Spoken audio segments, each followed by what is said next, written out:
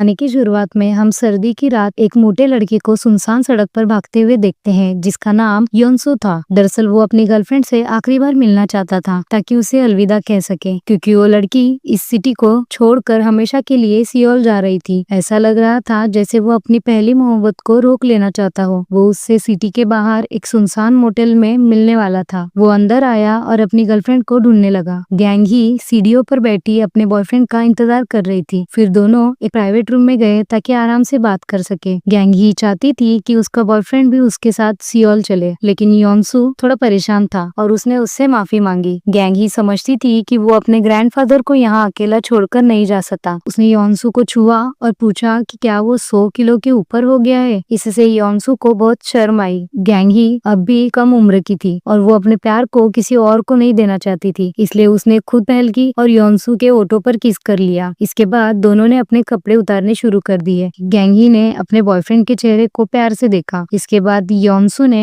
गैंगी को एक लिफाफा दिया और कहा कि ये उसके डैड ने गैंगी को देने के लिए कहा था। गैंगी ने लिफाफा खोला तो देखा कि उसमें काफी पैसे थे और साथ में एक लेटर था जिसमें उसके डैड ने लिखा था वो कहीं भी जाए लेकिन अपने बर्थ कंट्रोल का ध्यान रखे। ये देखकर गैंगी हंस पड़ी। इसके बाद योनसू जल्दी से गैंगी को बस स्टेशन तक छोड़ने गया। योनसू उदासी से वही एक बेंच पर देर तक बैठा रहा। वो अब बस में चढ़ गई। ये 2013 की बात थी। अब देखते देखते 10 साल बीत गए। योनसू जो कभी 100 किलो से ऊपर था, वो अब एक स्मार्ट और हैंडसम लड़का बन चुका था जिससे कई लड़कियां इंप्रेस होती थी। अब वो एक वेटरनरी डॉक्टर था जो फार्म में मवेशियों का इलाज करता था। जिस फार्म में वो काम कर रहा था, उसके ओनर ने मजाक में कहा कि वो आज उसकी मदद कर रहा है तो इसके बदले वो उसे एक लड़की से मिलवाएगा, लेकिन योनसू ने तुरंत मना कर दिया और कहा कि उसके दिल में पहले से कोई है। वो उसी के लिए हर वीकेंड सियोल आता है। दूसरी तरफ गैंगी सियोल में एक कंस्ट्रक्शन साइट पर थी। वो बहुत मेहनत से अपना गुजारा कर रही थी, लेकिन वहाँ उसका सीनियर उसे बार बार तंग करता और नीचा दिखाता था। लेकिन गैंगी उन लड़कियों में से नहीं थी जो किसी से डर जाए। उसने इसका विरोध किया और गुस्से में अपनी जॉब छोड़ दी। इसी वक्त एक लेडी ने ये सब देख लिया। वो गैंगी के पास आई और उसने अपना विजिटिंग कार्ड दिया। उस लेडी ने खुद को जोंगू बताया। दरअसल वो मोमेंट डिजाइन कंपनी की सुपरवाइजर और डायरेक्टर थी। वो खुद इस इंडस्ट्री के अंदर की बातें जानती थी और उसे पता था कि गैंगी पहले एक डिजाइन कंपनी में काम कर चुकी है, लेकिन गैंगी ने बताया कि उस कंपनी ने उसे पेमेंट नहीं दी थी और ऊपर से उसका नाम इंडस्ट्री में ब्लैकलिस्ट कर दिया गया, इसलिए उसे कहीं नौकरी नहीं मिल रही थी और मजबूरी में उसे कंस्ट्रक्शन साइट पर काम करना पड़ा। गैंगी ने ये ऑफर ठुकरा दिया और कहा कि मैं किसी टॉप यूनिवर्सिटी से ग्रेजुएट नहीं हुई हूँ, इसलिए मेरी एप्लीकेशन पहले ही मोमेंट की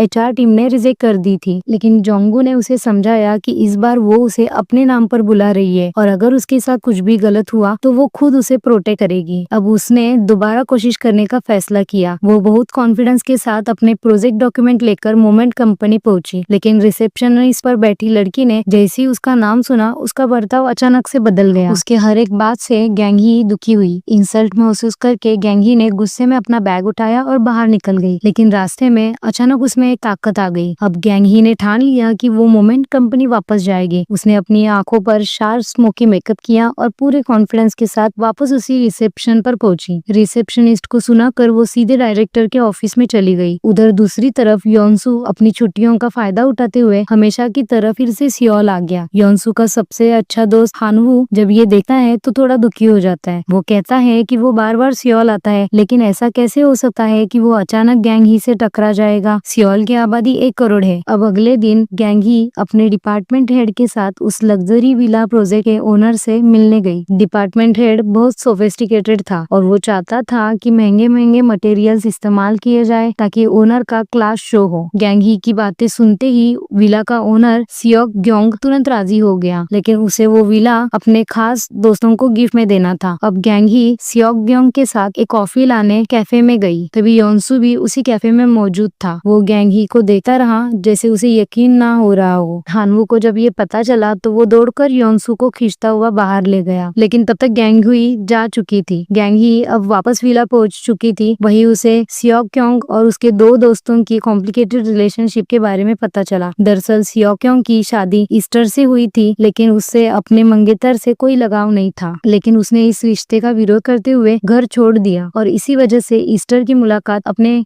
पार्टनर से हुई। अब सालों बीत चुके थे, लेकिन योनसू आज भी जब पहली बार बर्फबारी होती है तो बिल्कुल 10 स्नोफ्लेक्स खाता है, क्योंकि वो आज भी अपने पहले प्यार से ही शादी करना चाहता था। इसके बाद योनसू के ग्रैंडफादर की डेथ होती है। उनके फ्यूनरल में योनसू के कई पुराने दोस्त आए थे। सब लोग गैंगी के बारे में अब बात कर रहे थे, खासकर वो दोस्त जो बचपन में योनसू और गैंगी के साथ खेलते थे। उन्हें पूरा यकीन था कि गैंगी जरूर वापस आएगी, क्योंकि उसका योनसू के ग्रैंडफादर से गहरा रिश्ता था। लेकिन हानवू नहीं चाहता था कि गैंगी लौटे, क्योंकि वो जानता था कि अगर गैंगहुई और योनसू की मुलाकात हुई तो योनसू की फिर से उम्मीद जगेगी और फिर वो टूट जाएगा। फिर अचानक एक खबर फैल गई कि गैंगी वापस आ गई है। योनसू ने ये सुना और भागते हुए जाकर गैंगी को उसने कसकर गले लगा लिया, जिसे वो 10 साल से याद कर रहा था। गैंगी थोड़ी हैरान हुई, लेकिन योनसू की आवाज पहचान कर वो चौंक गई। उसके ग्रैंडफादर को आखिरी विदाई देने के बाद गैंगी तुरंत वहाँ से चली गई। वो ना किसी दोस्त से मिली और ना ही बात की। तभी गैंगी को याद आया कि वहाँ के लोग उसके पीछे बुरा बोलते थे। वो कहते थे कि उसकी मिक्स रेस पहचान अब फीकी पड़ गई है और वो अब भी वैसी ही जिद्दी है। योनसू ने उसे रोकर खाने का ऑफर दिया और काफी सोचने के बाद गैंगहुई रुक गई। लेकिन जैसे ही वो बैठी, किसी ने ताना मारा और पुराने पल वापस लौट आए। उन्हें याद आया कि बचपन में उन्होंने एक अनाथ लड़के सियोन को मिलकर बचाया था। तब हेयोन योल नाम का एक लड़का उन्हें तंग करता था और गैंगी को मोगरेल बुलाता था। गुस्से में गैंगी ने उसे बिजली गिराने की बद्दुआ दी, जो कि सच साबित हो गई। अब 10 साल बाद भी गैंगी के अंदर वही जुनून और ताकत थी। गैंगी अपने पुराने दोस्तों से मिलने फ्यूनरल में आई, जहाँ उसकी मुलाकात हेयोन योल से हुई। अब दोनों के बीच पुरानी बातों को लेकर बहस हो गई। हेयोन योल ने ताना मारा कि सियोल के लोग बस दिखावा करते हैं, लेकिन असल में तंगहाल रहते हैं। गैंगी ने उसे जवाब दिया कि वो उन लोगों से बेहतर है जो सिर्फ अपने मॉम डैड का पैसा उड़ाते हैं, लड़कियों को प्रेग्नेंट करते हैं और पढ़ाई छोड़ देते हैं। अब गुस्से में हेयोन योल ने उस पर पानी फेंक दिया और बदले में गैंगी ने उसके सिर पर नूडल्स डाल दिए। इससे फ्यूनरल का माहौल बिगड़ गया। हेन योल ने शराब की बोतल फेंकी, लेकिन योनसू ने समय रहते गैंगी को बचा लिया। योनसू के मॉम ने अब गैंगी को दोषी ठहराया और अपने बेटे को उससे दूर रहने को कहा। इसके बाद गैंगी उस रात पुराने घर गई, लेकिन वो अंदर नहीं गई। कुछ समय बाद गैंगी ईस्टर की शादी में शामिल हुई। ईस्टर को दुल्हन के ड्रेस में देखकर गैंगी खुद को योनसू के साथ मंडप में चलते हुए सोचने लगी, लेकिन तुरंत ही वो होश में आई और ईस्टर को बधाई देकर शादी से निकल गई। बाहर निकलते ही उसकी मुलाकात डायरेक्टर वोंग से हुई, जिसने बताया कि उसने अपनी पुरानी कंपनी छोड़ दी है और वो अब चाहती है कि गैंगी उसके साथ काम करे। इसके बाद जब गैंगी डिजाइन में बिजी थी, तब योक्योंग ने उसे वेडिंग पार्टी में आने का इनविटेशन दिया, लेकिन गैंगी ने उसे मना कर दिया, क्योंकि उस दिन उसका भी बर्थडे था, वो दिन जो वो हर साल अपने डैड के साथ मनाती थी। तभी आरुम का कॉल आया और बताया कि योनसू शायद आज डेट पर जा रहा है। ये सुनकर गैंगी उदास हो गई और उसने तुरंत योनसू को कॉल किया, लेकिन दूसरी तरफ किसी लड़की की आवाज सुनकर उसने कॉल काट दिया। अब 1 साल बीत गया। गैंगी अकेली तन्हा जिंदगी जी रही थी। नए साल की सुबह उसने सूखी ब्रेड खाई और फिर जॉब के लिए डायरेक्टर वोंग से मिलने गई। वही गैंगी ने डायरेक्टर वोंग की कंपनी ज्वाइन कर ली और एक नए करियर की शुरुआत की। एक दिन वो योक्योंग के साथ पुराने मोटेल का सर्वे करने गई, जहाँ उन्होंने अचानक योन योल को एक लड़की को किस करते हुए देख लिया। हेयोन योल ने अपने दोस्त को बताया कि उसने गैंगी को किसी अजनबी लड़के के साथ मोटेल में देखा था। रात के समय गैंगी की नानवू से अचानक मुलाकात हो गई और उसे पता चला कि नानवू को जो फ्लावर्स मिले हैं वो योनसू ने दिए थे। ये देखकर गैंगी खुश नहीं थी, लेकिन उसने नानवू को बधाई दी। जैसे ही वो पीछे मुड़ी, वो अपने फीलिंग्स रोक नहीं पाई और गुस्से में पानी की कैन को लात मार दी। वही योक्योंग ने सोचा था कि वो आरम को फ्लावर्स देगा, लेकिन आखिर में वो फूल गैंगी को पकड़ा दिए। उसी वक्त योनसू वहाँ आया और उसकी नजर गैंगी के हाथ में पकड़े फूलों पर पड़ी। अगले दिन गैंगी सियोल लौटने वाली थी। बस में उसकी फिर से योनसू से मुलाकात हुई। योनसू ने कहा कि उसे सियोल में कुछ काम है। रास्ते में दोनों थोड़ी अजीब बातचीत करते हैं। गैंगी ने बताया कि सियोल अब उसे अच्छा नहीं लगता है। चलती बस में गैंगी सो गई और उसने योनसू के कंधे पर सिर रख दिया। अब गैंगी और योनसू बस से उतरकर मेट्रो से सियोल पहुंचे। योनसू को मेट्रो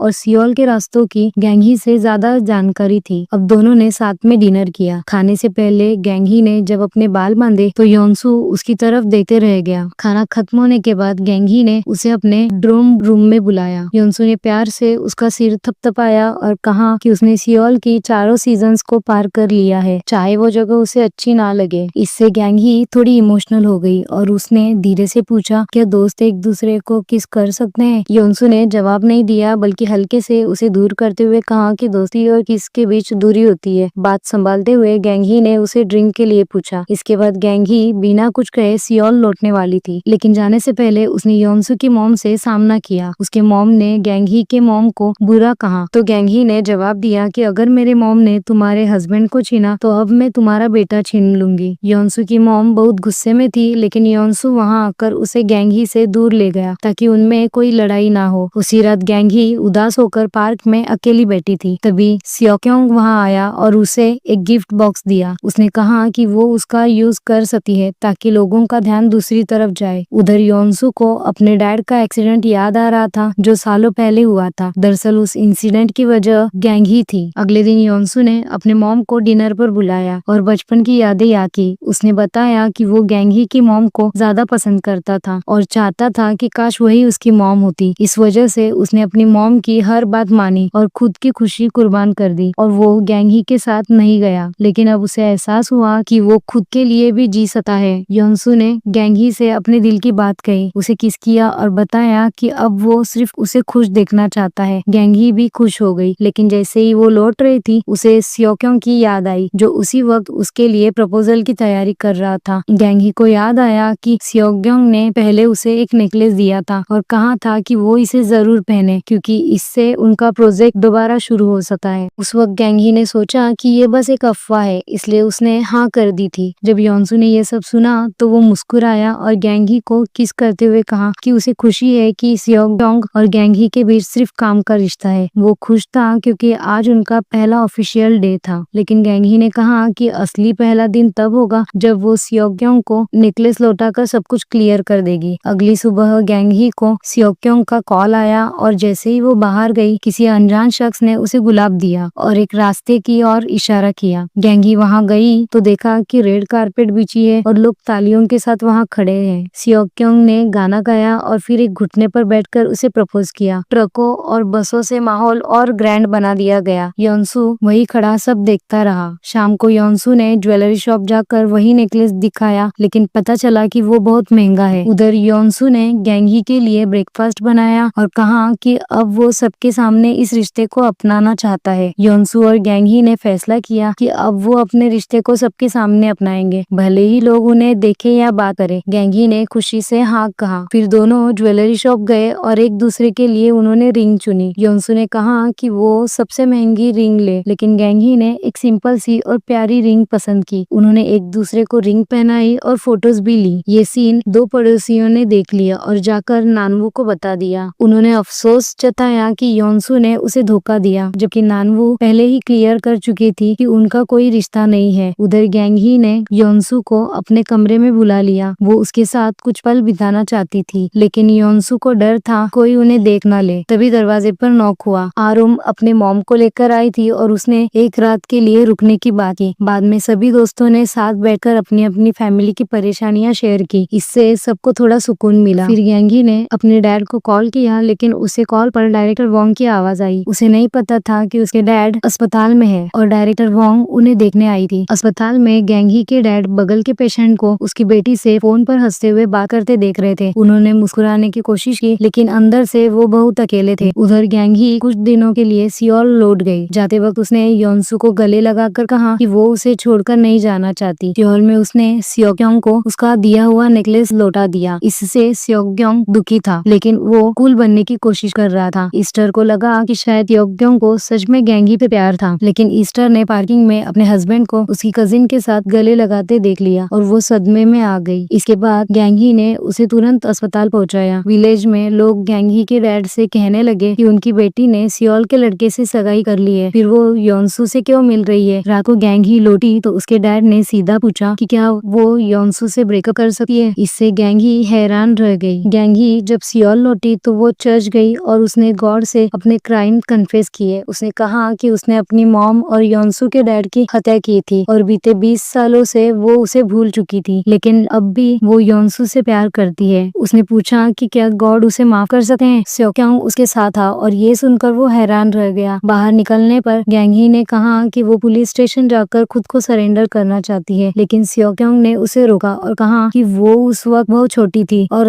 तो सब सबूत जैसे कि टेडी बियर और कार भी जल चुके हैं, तो कैसे साबित होगा कि उसने कुछ किया था। चाहे सजा हो या माफी, योनसू को फैसला करने देना चाहिए। उधर योनसू की मुलाकात डायरेक्टर वोंग से हुई, जिसने बताया कि चुन पिल कैंसर का इलाज करवा रहा रहा था, लेकिन अब उसने इलाज रोक दिया है। चुनपिल नहीं चाहता कि गैंग ही को उसकी बीमारी का पता चले, क्योंकि वो नहीं चाहते थे कि उसकी खुशी दोबारा टूटे। योनसू ने उन्हें समझाने की कोशिश की, लेकिन वो नहीं माने। गैंग ही ने अब योनसू को ढूंढने की कोशिश की, लेकिन वो गायब था। नानवू ने बताया कि शायद वो किसी इंटरव्यू के लिए गया है। गैंग ही ने कॉल किया, लेकिन योनसू ने फोन नहीं उठाया, क्योंकि वो चुनपिल के साथ था। स्योग्योंग बाद में योनसू से मिलने गया और झूठ बोल दिया कि गैंग ही भी ईस्टर के साथ अमेरिका जा रही है। ये सुनकर योनसू तुरंत गैंग ही को रोकने दौड़ा और उसे लेकर पुलिस स्टेशन गया, ताकि 20 साल पुराने एक्सीडेंट की रिपोर्ट देख सके। रास्ते में योनसू ने कहा कि अगर उसके डैड की हालत गैंग ही की वजह से हुई है, तो अब वो ही उसकी जगह उसका ख्याल रखे। गैंग ही रो पड़ी, लेकिन फिर वो मुस्कुराई। इधर पुलिस ने गैंग ही को एक्सीडेंट की रिपोर्ट दी, जिसमें क्लियर था कि हादसा बर्फ में कार फिसलने की वजह से हुआ था। उसका टेडी बियर से कोई लेना देना नहीं था। ये जानकर गैंग ही को बहुत सुकून मिला। योनसू ने उसे गले लगाकर उसका साहस बंधाया और अपनी मॉम से मिलवाया, लेकिन उसकी मॉम अब भी उसे माफ नहीं कर पाई। गैंग ही ने माफी मांगी और वहाँ से चली गई। अगले दिन गैंग ही को पता चला कि उसके डैड मोटेल बेचने जा रहे हैं। गैंग ही अपने